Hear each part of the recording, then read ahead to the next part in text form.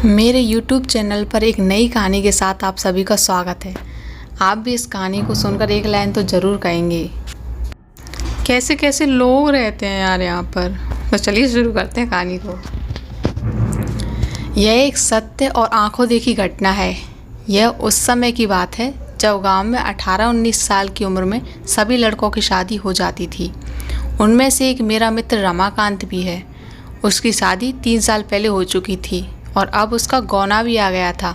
उसकी बीवी बहुत निडर थी।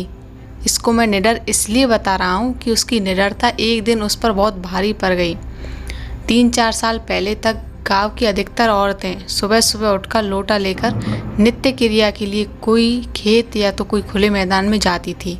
वो भी जब गांव के पुरुष लोग सो रहे होते थे तब जाती थी। कुछ दिन बीत गए तो अब रमाकांत को एक सुंदर सी बेटी हुई।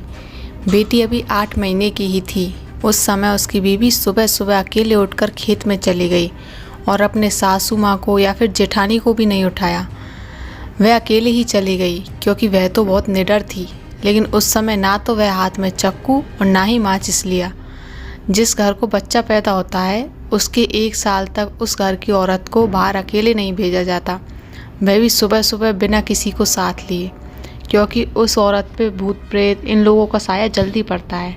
लेकिन वह अकेली गई थी। तभी वहाँ बेल का पेड़ लगा था, उस पर एक चुड़ैल घूम रही थी। उसके साथ नहीं आना चाहती थी लेकिन फिर भी वह आ गई। जब रमाकांत की औरत खेत से आई तो लोटा फेंककर पलंग पर बैठकर गाना गाने लगी। बगल में ही खाट पर लेटी हुई उसकी बच्ची ज़ोर ज़ोर से रो रही थी, लेकिन वह तो गाना गाने में व्यस्त थी, इसलिए उसे सुनाई नहीं दिया। इतना देखकर रमाकांत चिल्लाने लगा कि बेटी को उठाओ, क्या तुम्हें सुनाई नहीं दे रहा है कि वह रो रही है।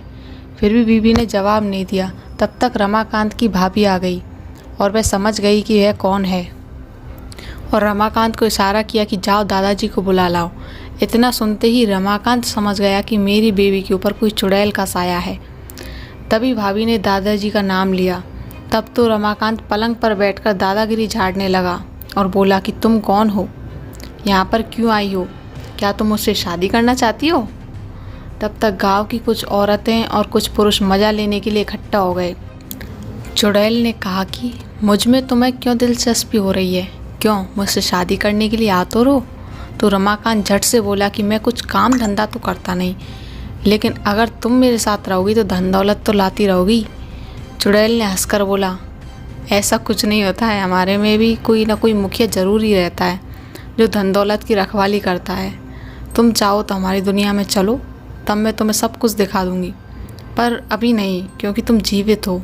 रमाकांत समझ गया कि अब मेरे हाथ कुछ नहीं आने वाला है, तो उसने बोला कि ब्राह्मण परिवार में आते हुए तुम्हें डर नहीं लगा। और नीचे बैठे हुए सब लोग मज़े लेते हंस रहे थे। तब तक दादाजी भी आ गए और बोला कि यहाँ से सब लोग हट जाओ और अपने अपने घर जाओ।